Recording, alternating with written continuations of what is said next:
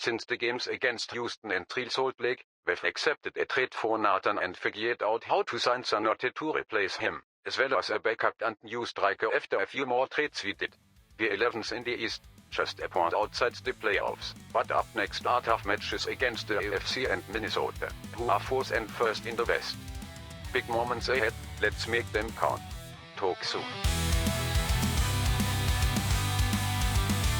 Hello everyone and welcome to episode number 56 of Red Bull KloppBot here on Sean Does FM with the New York Red Bulls. I hope you're doing well and come up today. Going to play the last two games before the foreign transfer window does open here, and there's going to be a bit of activity when that does open because we've done some trades and we've done some transfers. But if you did miss our first couple of games in charge here at the New York Red Bulls in yesterday's episode where we took on both Real Salt Lake and before that we did take on the Houston Dynamo, I'll leave a link to that one over in the top right corner. Did pretty well considering at that stage those were the top two teams over in the Western Conference, and since then we've continued to do pretty well. 2 wins off camera. First up, we went to Austin, our only away game so far, and to be fair, in this current run we're in, we don't have too many away games. We did go to Austin, and thankfully our car didn't break down and our shooting boots were working because we actually got off to a really good start in this game. Nicholas De La Cruz for goal there about halfway through the first half, and then just off the back of half-time a goal through Lewis Morgan, got a second bite of the cherry there from an attempt from a tight angle and put that one home before Linier with a nice curving effort did mean we had a 3-0 lead. They did grab a couple back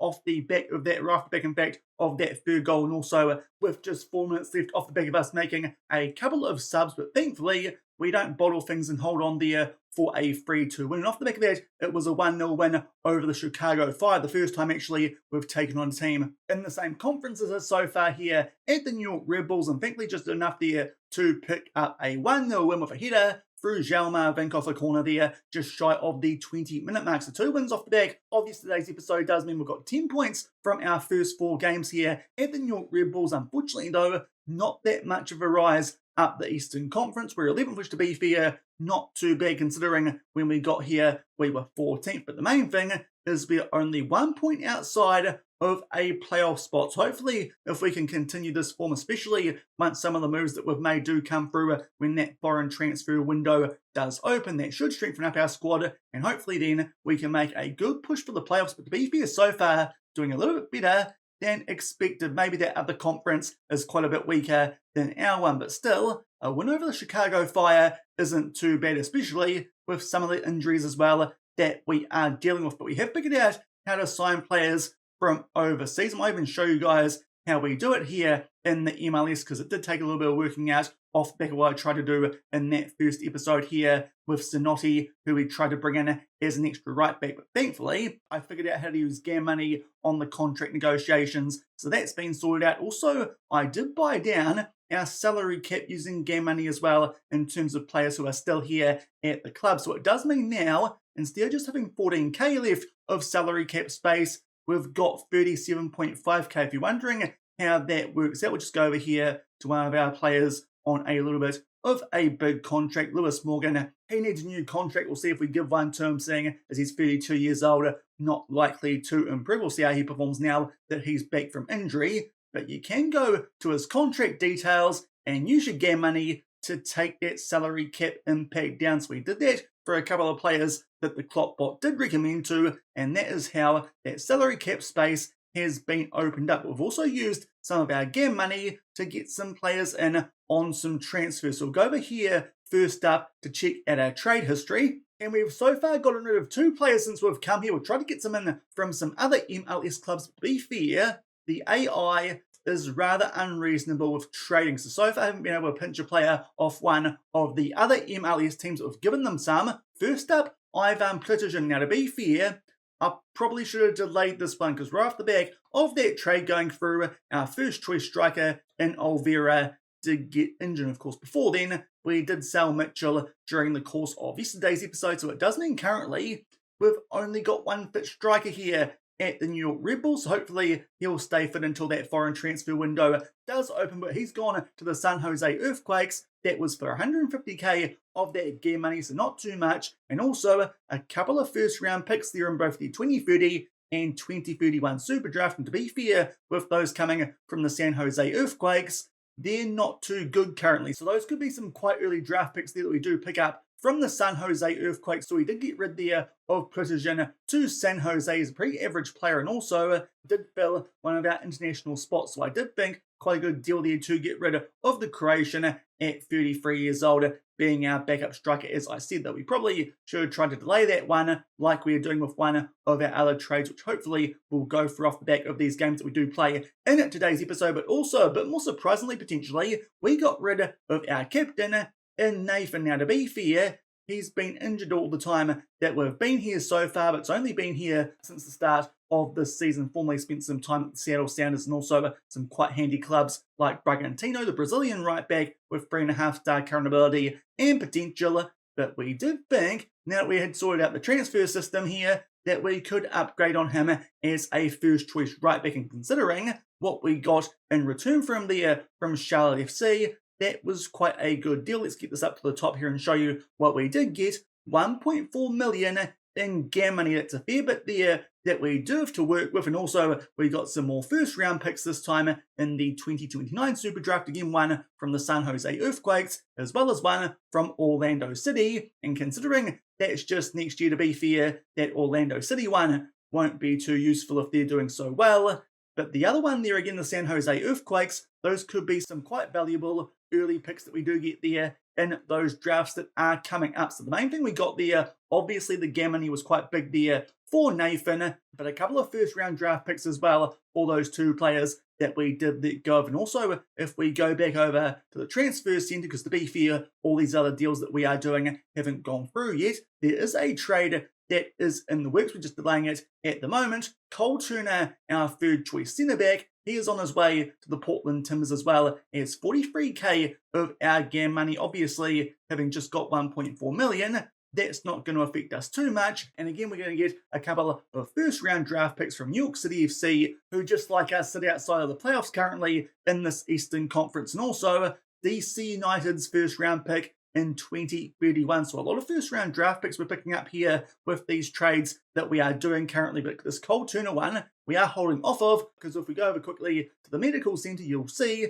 that Justin Glad has a pulled bye out for 1 to 2 more days. And to be fair, we do have some reinforcements at centre back coming when that foreign transfer window does open up. So hopefully we can delay this trade up until that window does open up for these next 2 games to make sure that we actually have enough fit centre backs to play here at the New York Red Bulls already, and a bit of bother with that whole right back situation. But to be fair, trading Nathan doesn't impact us too much, considering that he would have still been out for another couple of weeks. So a couple of trades there that we have made. Also, while we are here at the injury centre, as I mentioned, Louis Oliveira did get injured right off the back of that trade of Precision. He is out for a further 5 to 11 days, so probably won't feature in either game in today's episode. But once we do get into that foreign window opening, he'll be the backup behind a new first choice striker that we have signed. So going back over here to the transfers that are coming in, we mentioned during the course of yesterday's episode, James DeBio coming in on a free, the player who I believe was on loan at Wigan from Leeds United. Also coming in though,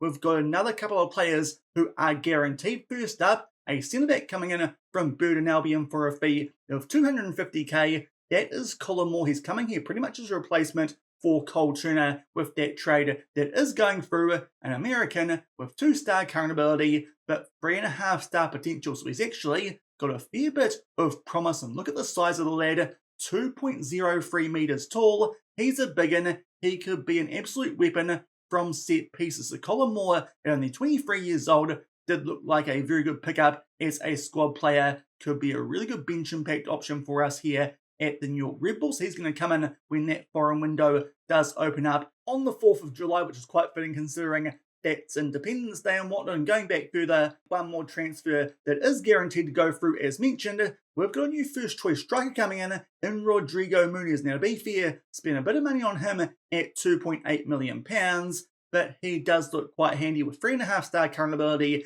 and potential, certainly an upgrade on all our current striking options. So those 2 players already guaranteed to be coming in on Independence Day. He comes in from Bristol City, a little bit older as the Brazilian, but still I thought that a good first choice striker might be quite handy, especially off the back of yesterday's episode, but to be fair, we got our shooting boots working in that Austin game, so maybe the goal scoring a bit less of an issue. And also, we've got 2 bids in for right backs. Obviously losing Nathan, that actually now means that we need 2 of these guys. Thankfully, was able to figure out how to sign Zanotti for a wage of £20,000 as well as the 1.3 million fee that Cagliari were after. So hopefully he'll agree to come here a little bit better than Nathan was in terms of a tribute. So he will actually be a bit of an upgrade for us there at right back, the 26-year-old Italian. And to come in as a backup behind him, fingers crossed, will be Genesis, aren't we, who's currently at Chelsea. That will be on a free transfer once his contract does expire, and also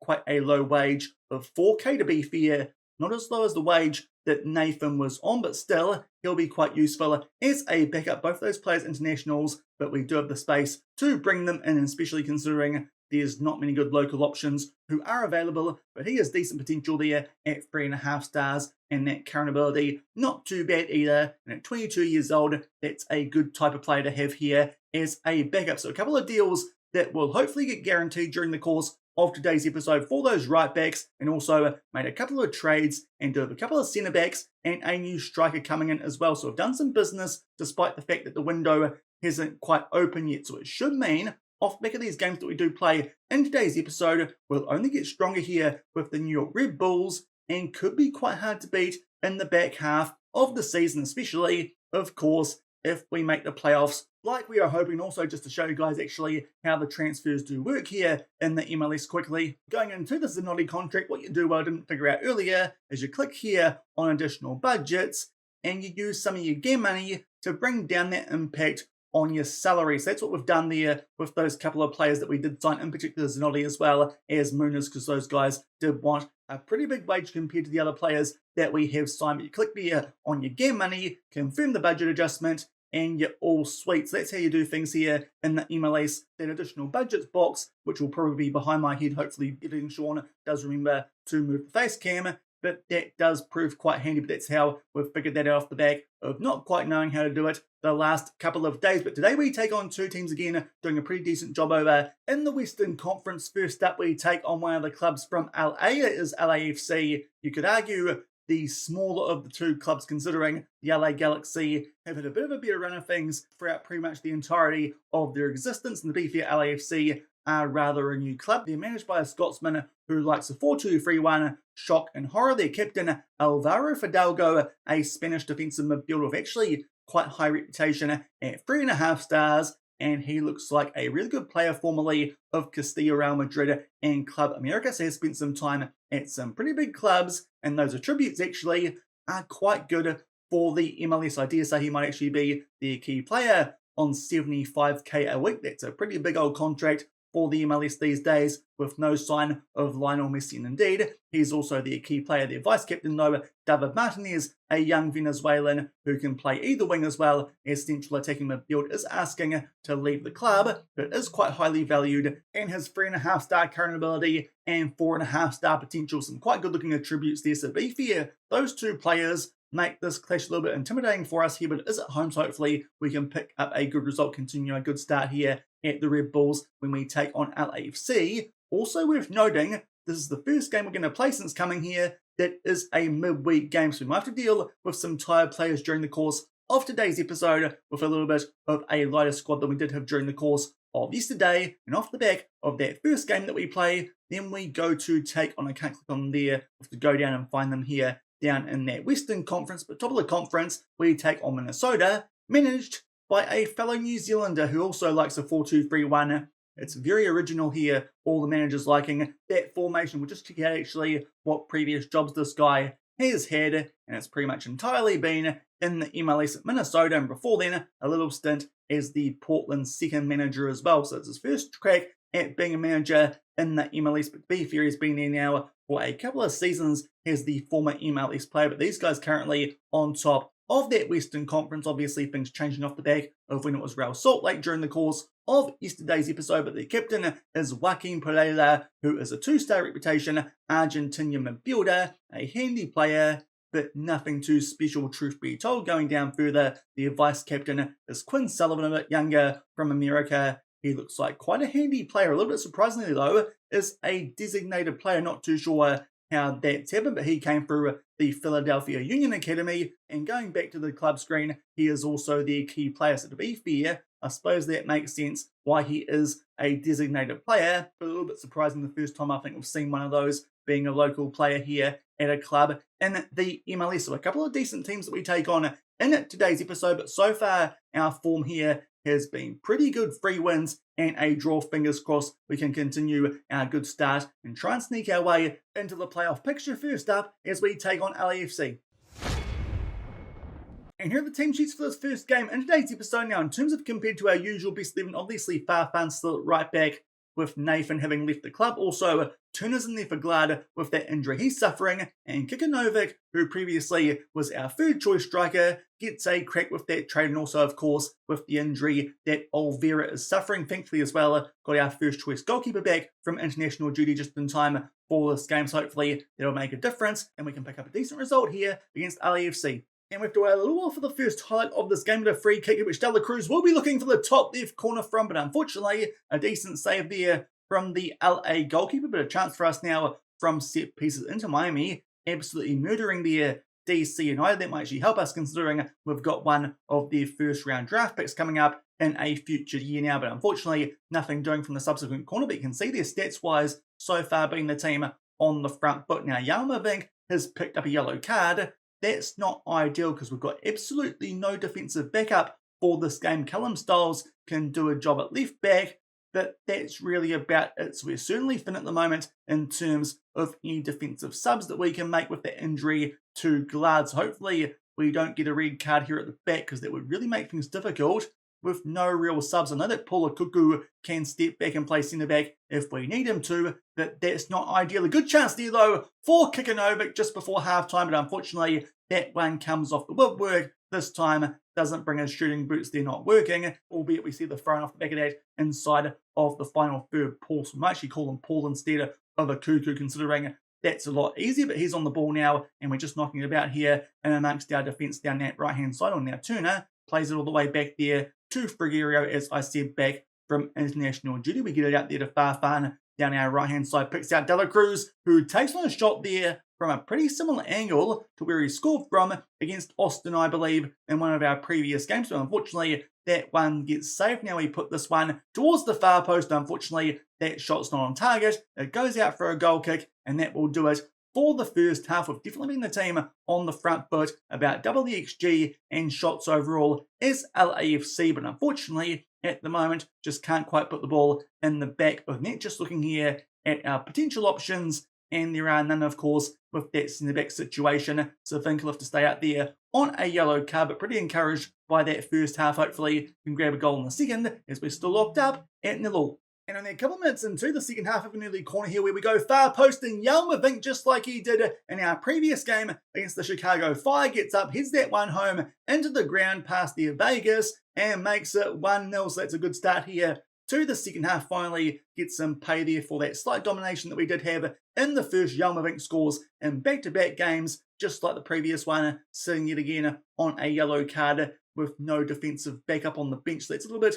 of a concern, but thankfully, it seems when he picks up a yellow card, he starts to score goals, the Leipzig man. So let's hope that continues. Now Kaliskia will put that one into the top left corner. Wonderful curving effort, that one with his left foot. And just like that, we grab a cushion goal. A simple throw-in routine here. Farfan finds Dela Cruz, and Kaliskia, a lovely curving effort, that one into the top left corner. Vegas is all at sea in this one so far, especially in the second half. He did quite well with a couple of saves there in the first half, especially that one from Dela Cruz just before half time. But that is a really good start there to the second half, albeit now a good chance there for LAFC from a free kick. They go far post, but thankfully kind of a save there from Frigerio, and then we clear our lines, albeit only a few minutes later. There is a throw in here again for LAFC. They go far post, and that one nearly makes its way inside that right-hand upright, but thankfully it's just off target, and we're still 2-0 in front. And off the back of that, a few players go down to red hearts. Now, to be fair, we can't do much here with Noah Allen, apart from bring on Callum Stiles. So fingers crossed he can do a job for us here at left back. And also Lenier is out there on a red heart. of course, he's our advanced playmaker. So let's stop looking at wingers for some reason, thought that he was a winger there, and instead let's bring on someone like James Robinson, considering he can actually play the roles of James Robinson, and Callum Styles will come on here with a half hour left, not too long off the back of us grabbing a 2-0 lead. And in fact, only a minute on from those previous subs that we were about to make as a highlight there was about to start. Now Karaski, one of our goal scorers there, goes down to a red card. I think here the Birchamus is the best of our options there that can play right wing. So he'll come on here with our third sub. Still got a couple left for these last 25 minutes as we hold a 2-0 lead. Let's see if this highlight does continue. It doesn't, in fact, it does. De La Cruz here with a free kick. Think we'll head that one down, and Birchamus, fresh off the bench, will put that one home. But unfortunately, I think that one might get ruled out because the referee there on the far side, the assistant one, has put his flag up. So unfortunately, that spoils the fun because that surely would have put this game to bed. So unfortunately, still only 2-0 as this one can't get a good look there from that terrible angle the director is showing us, but still 2-0 in front with 20 minutes left. And only a few minutes on from that goal that did get ruled out for offside. Now we go down the other end here for an LAFC free kick. They take that one a little bit short there over the top. In behind our defence, and Fidalgo there will find João Muniz, who beats Frigerio and gets this into a bit of a dangerous situation for us, considering the goals we conceded late against Austin a couple of games ago. But it's a really good first time finish there from Muniz with his left foot into the bottom left corner. And just like that, off the back of getting us into a quite comfortable situation just after half time, it's now well and truly game on at 2, and we'll take off here De La Cruz going well, but on a red heart. That will be for Edelman. And also, let's take off here Paul on a yellow card in defensive midfield for Ronald Donker. Hopefully those guys can do a decent job for us late here in this game. Now only 2-1 in front. And just about to make our way into the last 10 minutes of this game, a free kick here for LAFC, this time a bit wider, and thankfully they go far post, no one home, and Frigerio can claim that one very safely. Let's see what he does here. Rolls it out there to Turner. Hopefully he can keep hold of the ball there. It's a poor pass though from Edelman, and LAFC might get a chance here to grab a winner. Interesting back pass there off the back of a pretty good tackle. Just looking a little bit shaky here off back of those subs that we did make, but eventually Vink there with a good header clear. It goes to Edelman, who can pick out Birchamus, and this time that won't get ruled out. He buries it into the top left corner, quite similar to the goal that Karaskia scored to make it 2-0, but that one with his right foot, not a curved effort, just power on that one. But thankfully Vink there stepped in, because before then we're looking a little bit shaky, trying to make our way out from the back, but a good header forward. It did mean we had a chance on the counter-attack. Thankfully, it went forward to Edelman, who picked out Birchamus in a ton of space, and he scores his first goal since we've come here to the New York Red Bulls as we sneak our way to the last 10 minutes of this game with a 2-goal lead. We probably could start to time waste, but so far there's been no highlights, albeit quite a bit of injury time here. There's going to be 5 minutes of it, but it looks like we're going to pick up a win here against LAFC. A little bit surprisingly, they had a higher XG than us. Not too sure how that happened. A couple of highlights that we did see, but honestly, apart from the goal they scored,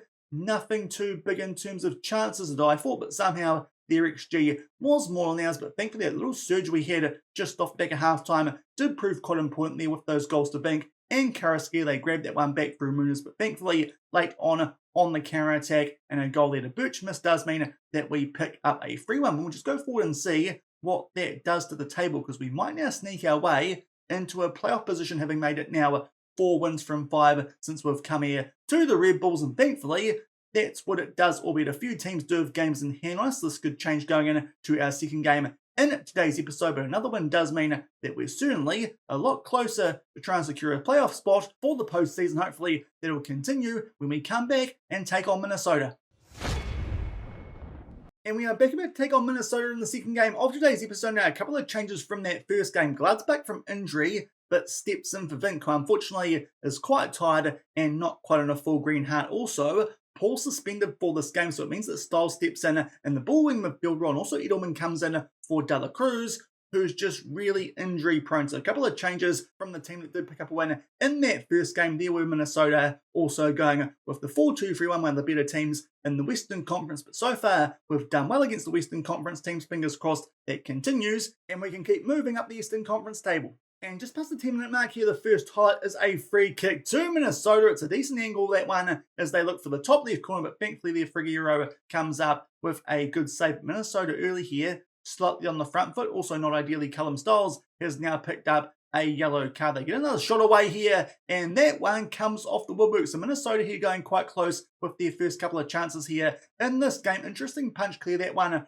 from Frigerio, but to be fair, it does give us a chance to do something here on the counter-attack. Morgan, though, with a loose touch, it does mean Minnesota do get that ball back. Still 0-0 coming up to the 20-minute mark. And going just past the half-hour mark from the next highlight of this game, a little bit concerningly now, Allen at left back's also picked up a yellow card. So with that lack of subs that we do have in defence, got one more, of course, in last game with Bink, but ideally wouldn't be bringing him on. But obviously, our left back up for this game was supposed to be Styles, so not too sure here what we're going to do with those two players on a yellow card. But goodness me, forget what I'm saying. What was that finish there from Kikanovic? I'm pretty sure that was a back flick. He scores his first goal since we've been here at the New York Red Bulls. Let's check this one out again, because this looked a little bit filthy. Edelman plays it in, and indeed, that's a side foot kind of back flick finish, that one. That's a bit surprising from a guy who so far has been pretty average, only starting for us, seeing as he's our only fit striker here at the club currently.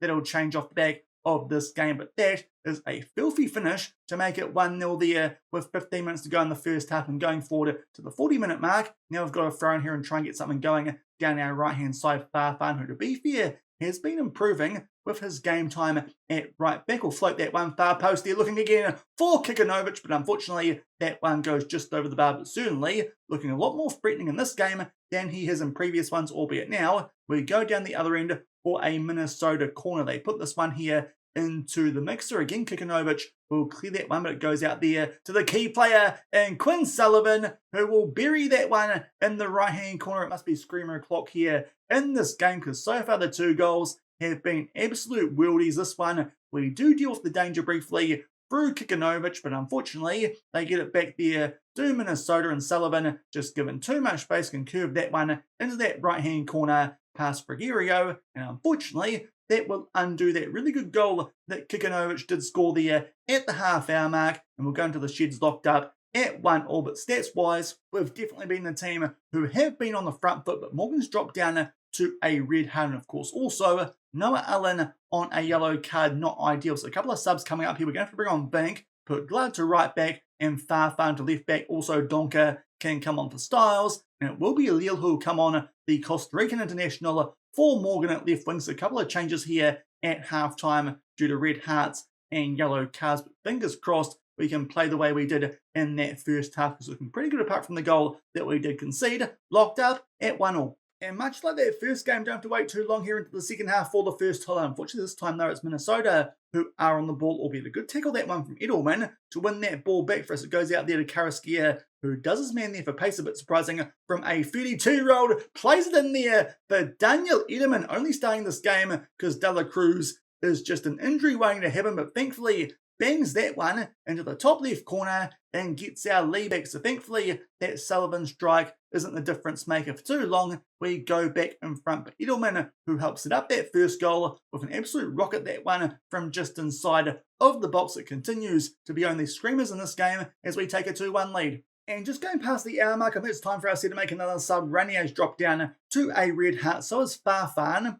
But we've got no more defensive subs to make, so that's going to be really useful when those defenders do come in off the back of this game. But we're going to make a sub here. James Robinson again can come on in that advanced playmaker role. We could bring on De La Cruz, but as I said, an injury waiting to happen. And to be fair, so far Edelman is doing a brilliant job, so that'll be our fourth sub. Still 2-1 in front with a half hour left. And just off the back of that sub, and building another highlight starts here. Minnesota will clear their lines there. A big hoof there from the goalkeeper. Tuna wins it in the air, and Edelman does quite well there to win the race to that ball. Now Karaskia again there with some good work down our right-hand side. Kikanovic with a looping header, which somehow gets past Marquinhos in goal. Some pretty average work there from the goalkeeper. So much for the Screamers only. That's a little bit of classic MLS goalkeeping, that one, unfortunately, because that is a pretty average effort, that one there, from a header. It really should have been looking for the top left corner. Somehow he's looped it over the goalkeeper, and Kikanovic gets himself on a hat-trick with only 20 minutes left and gives us a cushion goal to make it 3-1 off the back of that. Karaskia, who's had a really good day out there, drops down to a red heart. So coming on for him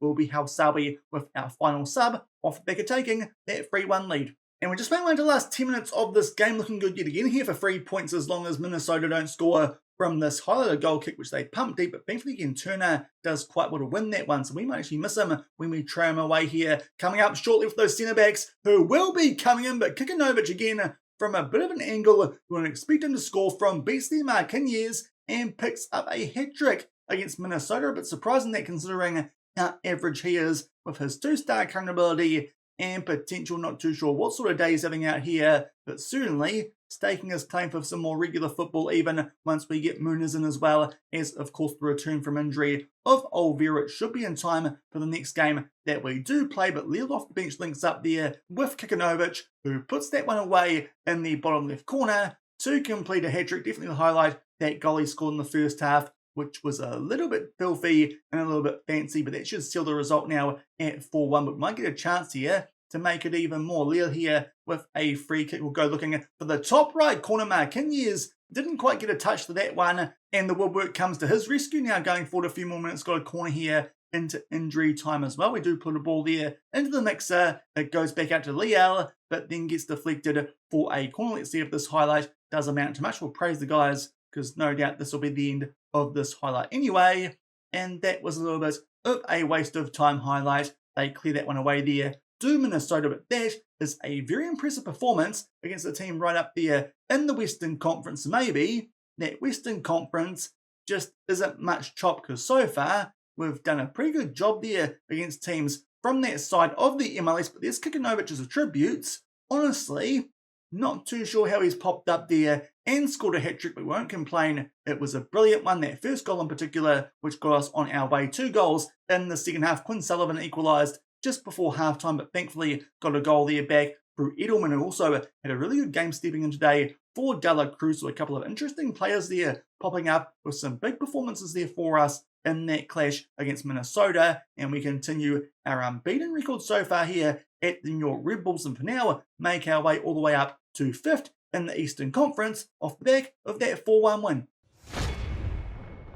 So a really good episode for us there here with the New York Red Bulls in the MLS. We make our way up to 5th there in the Eastern Conference, so well and truly now in the playoff picture for some postseason action. Might even be able to avoid that wildcard game, which I thought we might have to play, but that is a very good win there over Minnesota, and before then a pretty handy one as well over LAFC. Their manager there, the fellow New Zealander, is a little bit angry with me because I've shown him up. Going up further, we do have an injury to Lewis Morgan, out for 5 to 6 days. To be fair though, should be back just in time for that game against Cincinnati. And going up further, we've got some tired players, but thankfully do have a week-long break now, so they should be back in time for our clash against Cincinnati. But I'll play that one off camera, considering that those guys aren't actually that good. They are down in 6th in the Eastern Conference. To be fair, actually have also moved up during the course of today's episode and in some quite good form, but based on our form so far, you'd like to think that we can beat those guys even if they've got a half-decent manager in David Wagner, who actually is using something a little bit different than the 4-2-3-1 that is oh so familiar to us so far in this save. And going up further, Kikanovic on absolute fire. No idea where that came from in that game. What's our assistant manager said? He'll score goals at any level. He'd give Erling Haaland a run for his money. Not too sure about that one, because look at him. There's a bit of a difference between him and Haaland, but apparently now he's got 2.5-star current ability instead of the 2 that he previously had. Quite a handy effort there from our soon-to-be third-choice striker. Once those players do arrive in a berry, that will only make us stronger, because both those right-backs have now agreed to join us during the course of those 2 games that we did play in today's episode. Some big reinforcements coming in between now and the next episode, where you will see us, which should really only help us continue this good start here at the New York Red Bulls. But that will do it for today's episode. A bit of an update there on our trades and transfers here, as well as 2 good wins there over teams from the Western Conference. If you enjoyed that one, then do remember to go down below, leave a thumbs up on the video, and if you haven't done so already and are enjoying the series here on the channel, also make sure to hit that subscribe button and turn that notification bell on as well. Now, coming up soon in the MLS, obviously that foreign transfer window does open, which should, as I said, make our squad quite a bit stronger, but also there's a big old gap coming up off the back of a game we're going to play against Inter Miami. To be fair, in this save, they've got no Messi and aren't doing that well. Columbus Crew are doing quite well. Cincinnati below us, just like Miami are, in the East. So to be fair, it could be quite interesting taking on some teams from our own conference, but fingers crossed I can make my way past that point, get through that month-long gap, and come back for when we take on the Philadelphia Union, who currently are on top of the Eastern Conference. That could be quite a big game, especially given their recent form. They well and truly currently look like the best team in the East. That could be a tough one that we come back for in tomorrow's episode. And also, we could do some more trades and transfers with that window only just about to open up. But truth be told, we're doing a lot better than I thought we would be with our current squad here. So fingers crossed that actually we can keep that going when the reinforcements do arrive. Once that window does open up, we'll come back tomorrow. It probably depends how much I get through my first day back at work as well. So we'll see what I get through. Fingers crossed we'll get up to that Philadelphia Union game and also maybe include Toronto as well. But to be fair, they're pretty awful. So maybe just Philadelphia coming up in tomorrow's episode. But until then, thank you very much for watching. Keep on keeping on, and I'll see you then. Cheers.